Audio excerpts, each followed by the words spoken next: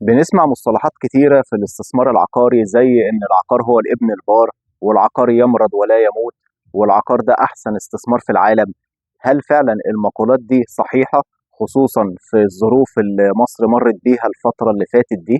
هل فعلا العقار هو أحسن وأأمن استثمار ليك؟ ده اللي أنا هتكلم عنه النهاردة. شوية نقط وشوية أساسيات كده لازم تكون حاططهم في بالك كويس جدا وانت داخل استثمار عقاري في مصر، علشان تقدر تقول ان العقار هو افضل استثمار ليك. وانا كنت اتكلمت في كذا نقطة منهم في فيديوهات قبل كده، فراجع برضو فيديوهاتي القديمة لو انت ما شفتهاش. لو انت اول مرة تتابعني او اول مرة تشوف فيديو ليا، انا كنت اتكلمت في كذا فيديو عن الاستثمار العقاري، فهحاول برضو ان انا اختصر كم نقطة اساسيين منهم كده في الفيديو ده. فالكلام ده هيبقى مهم جدا ليك لو انت بتفكر تدخل الاستثمار العقاري، لو دي اول مرة تدخل الاستثمار، او دخلت بس انت لسه مش فاهم الدنيا قوي ومش عارف انت موقفك ايه بالظبط من الاستثمار العقاري. فالفيديو ده هيوضح لك شوية المخاطر اللي انت تبقى داخل عليها وتبقى عامل حسابك كويس. انا محمد رضوان، واهلا بكم في فيديو جديد.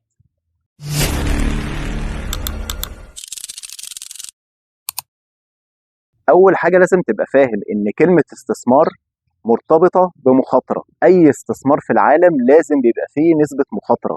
مفيش حاجه اسمها استثمار بدون مخاطره، مفيش حاجه اسمها الاستثمار ده مضمون 100% وده زيرو ريسك، ده ما فيهوش مخاطره. مفيش حاجه في العالم اسمها كده. اي استثمار سواء بقى عقارات، سواء بورصه، بتفتح مشروع، بتفتح شركه، ايا كان نوع الاستثمار، دايما بيبقى معاه مخاطره. انما المخاطر دي ممكن تبقى منخفضه، ممكن تبقى متوسطه او مرتفعه. طيب اول حاجه لازم تبقى فاهمها في الاستثمار العقاري او الاستثمار حتى بشكل عام، انك ما ينفعش تدخل الاستثمار بكل فلوسك. لازم يكون مبلغ انت عندك استعداد انك تخاطر بيه. لو خسرته او خسرت جزء منه مش هيفرق معاك قوي، مش هيأثر على حياتك. والحاجة التانية اللي لازم تبقى فاهمها برضو في الاستثمار العقاري ان الموضوع مش بس موضوع فلوس. لازم يكون عندك خطة. يكون عندك خطة يعني يكون عندك هدف. انت هدفك ايه من الاستثمار ده؟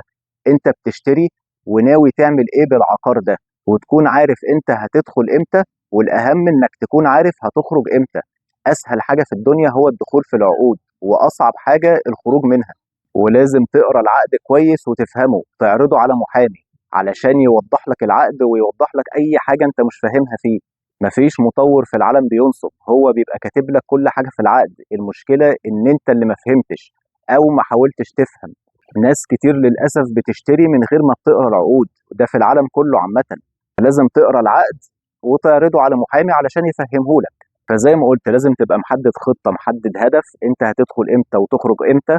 وعادة المستثمرين انواع.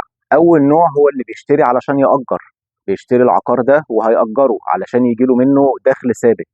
تاني نوع هو اللي بيشتري علشان يبيع، بيشتري العقار النهارده ويستنى عليه مثلا فترة، يجي بعد سنتين ثلاثة أربعة أيا كان يبيع العقار ده ويطلع منه بمبلغ كويس ويعيد الدورة دي تاني. النوع الثالث هو المضارب، إن هو بيدفع مقدم في عقار النهارده ويبقى ناوي يخرج من العقد بعد 6 شهور أو سنة بالكتير. يكون العقار زاد وليكن مثلا 10% على الأقل، فيقول لك أنا هدفع النهارده 10%، وبعد سنة يكون دفع مثلا 10% تانيين زيهم، وبعد كده يخرج من العقد وحد تاني يدخل مكانه وياخد اللي دفعه زائد المكسب بتاعه ال 10%. بس خلي بالك الموضوع ده مش سهل خالص، هي مش بالبساطة دي ليها شروط كتيرة جدا، وأهمها المطور. وأنا كنت عملت فيديو قبل كده مخصوص على موضوع المضاربة دي، وأنا ما انصحكش بيه تماما. ابعد خالص عن موضوع المضاربة. العقارات ما ينفعش تتعامل معاها زي البورصة، ده استثمار طويل الأجل وعايز نفس طويل، لازم تبقى عامل حسابك على كده من الأول. طيب رابع نوع هو اللي بيدخر، اللي هو بس عايز يحفظ قيمة فلوسه. هو بيحط فلوسه في عقار مثلا، وبعد سنتين ثلاثة لو حب يرجع فلوسه بيرجعها مع زيادة نسبة التضخم أو بزيادة شوية. إنما ده مش بيكون هدفه الربح، وده مش مستثمر أساسا، ده مش استثمار. فده ما ينفعش يتقال عليه استثمار، ده بس حد عايز يحفظ قيمة فلوسه عشان يحمي نفسه من التضخم. بدل ما يحطها في شهادة بنك بيحطها في عقار. طيب بالنسبة للناس اللي هي معاها مبالغ صغيرة، يعني في مصر مثلا اللي معاه مليون، اللي معاه 2 مليون، المبالغ دي ما بقتش تنفع خالص في الاستثمار العقاري. فلو هي دي المبالغ اللي معاك، نصيحتي ليك حاجة من الاتنين: يا إما تسيبك من العقار خالص، تحط فلوسك بقى في أي حاجة تانية، في بورصة، في ذهب، أيا كان. يا إما الحل التاني إن أنت تشوف جماعة كده من أصدقائك أو من قرايبك تجمعوا المبالغ اللي معاكم وتحطوها في عقار. وطبعا ده غير بقى الحصص العقاريه والاسهم والطوبه، وشركه بقى تقول لك تعالى انا احط لك فلوسك في عقار. لا، مالكش دعوه بحد، ده تعمله انت بنفسك مع ناس انت بتثق فيهم. طيب نقطه كمان، ان زي ما قلت ان الاستثمار دايما مرتبط بالمخاطره، والمخاطره دي عاده بتبقى اقل لو انا بشتري مع مطور كبير واسمه معروف وسمعته كويسه، غير لو بشتري مع مطور جديد ممكن لسه اول مره بيبني، فهنا المخاطره بتكون عاليه. فلو انت المبلغ اللي معاك ما تقدرش تدخل بيه مخاطره عاليه، او المبلغ ده بيمثل جزء كبير من ثروتك، فخليك دايما مع المطور الكبير، لان ده هيكون مضمون اكتر والمخاطره فيها تبقى اقل. وخليك برضو في العقار السكني. ليه العقار السكني؟ لان هو ده امن حاجه. العقار السكني عاده هو ده اقل مخاطر.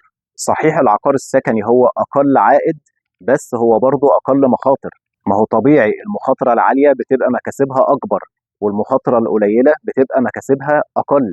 بس المخاطره العاليه دي مش لكل الناس، الناس اللي هي تتحمل المخاطر العاليه، الناس اللي معاها مبالغ تتحمل النوع ده من الاستثمار. وليه العقار السكني هو امن حاجه؟ لان في اسوأ الظروف لو ما عرفتش تبيعه او تاجره، ممكن تروح تسكن فيه، او تديه لاولادك، او تعمله مخزن، تعمله اي حاجه.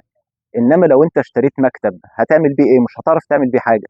وموضوع المحلات بالذات دي خطر جدا، وانا كنت اتكلمت عنها قبل كده برضو. المحلات العائد بتاعها عالي، بس الخطوره بتاعتها برضو عاليه جدا. واصلا فكره بيع المحلات ده خطأ تماما. المفروض المول بيأجر، ما ينفعش يبيع التجاري، ما ينفعش يبيع المحلات. فموضوع المحلات او التجاري عامه سيبه للناس اللي تقدر على النوع ده من المخاطره.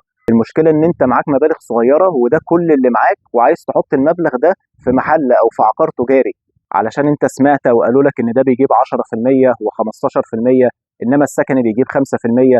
لا، انا مش عايز 5% دي، ما بقتش تعجبك ال 5% دي، انت طمعت وغيرك طمعك. فخلي الحاجات دي للي فاهم فيها واللي يقدر على النوع ده من الاستثمار، علشان تحافظ على فلوسك. بلاش تدخل نفسك في مخاطرة انت مش قدها. خليك في الحاجة الامان، وخلي الحاجات دي للي معاه فلوس يقدر يخاطر بيها، ويقدر لو خسر الفلوس دي او خسر جزء منها مش هتأثر عليه ومش هتأثر على حياته.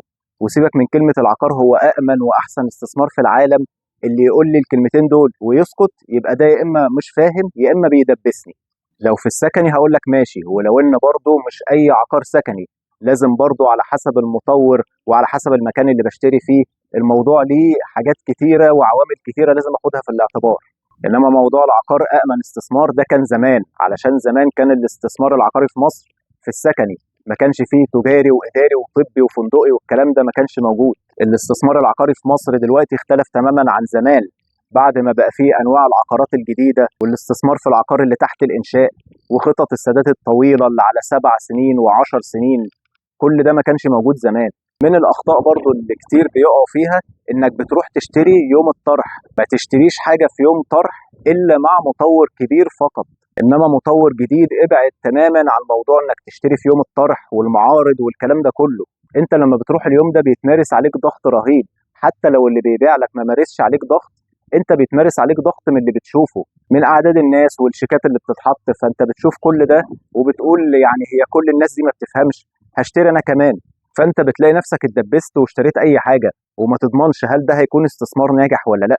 لسه ما تعرفش حاجه عن المشروع، ولسه ما تحطش فيه طوبه اصلا، وممكن كمان يكون ورقه اصلا ما اكتملش. حتى لو هشتري بسعر اقل، لا انا هشتري بعد الطرح حتى لو بسعر اعلى، بس هتكون الدنيا وضحت والدنيا ابتدت تبان، وهشتري حاجه على مزاجي. فانت ابعد تماما عن يوم الطرح والمعارض والكلام ده، خصوصا مع المطورين اللي لسه جداد. وبرضه من اكتر الاخطاء اللي انت بتقع فيها ان انت بتجري ورا العروض. يعني انت بتشتري علشان العرض عجبك، مش مهم بقى مين المطور، مش مهم هيسلمني في الميعاد ولا لا، هينفذ الوعود اللي بيوعدني بيها ولا لا. هو حد بعت لك او وراك عرض كده عجبك وقال لك كلمتين بيع، وانت رحت اشتريت وخلاص من غير ما تعمل الواجب بتاعك. زي ما قلت لازم كذا حاجه تعملها، تبقى فاهم كويس انت بتشتري ايه، مين المطور، تقرا العقد كويس، تبقى محدد هدفك من الاستثمار. فلازم تبقى فاهم وعامل الواجب بتاعك كويس. الموضوع مش موضوع عرض، ما انا ممكن اشتري حاجه يكون عليها عروض كويسه واخسر فلوسي، هبقى كده استفدت ايه؟ مش معنى ان عرض ان دي تبقى فرصه ليا، دي ممكن تبقى تدبيسه، ممكن اخد قرار غلط. لازم تسال وتستشير حد فاهم وحد يفيدك بجد، مش عروض بتشوفها وبتجري وراها وخلاص من غير ما تسال ولا تعرف. مش حابب اطول عليكم اكتر من كده. طبعا الواحد ممكن يقعد 10 ساعات يتكلم في الموضوع ده، والنقاط كتيره جدا، بس بحاول بقدر الامكان عشان وقت الفيديو ان انا الخص على قد ما اقدر شويه نقط اساسيه، وممكن نبقى نعمل كذا فيديو عن المواضيع دي. اتمنى ان انا اكون افدتكم، وطبعا مش محتاج اقول لك تقدر تكلمني اي وقت لو محتاج اي استشاره. وما تنساش الاشتراك في القناه، واعمل لايك لو عجبك الفيديو، وشير على قد ما تقدر عشان اكبر عدد يستفاد. كان معاكم محمد رضوان، واشوفكم الفيديو الجاي.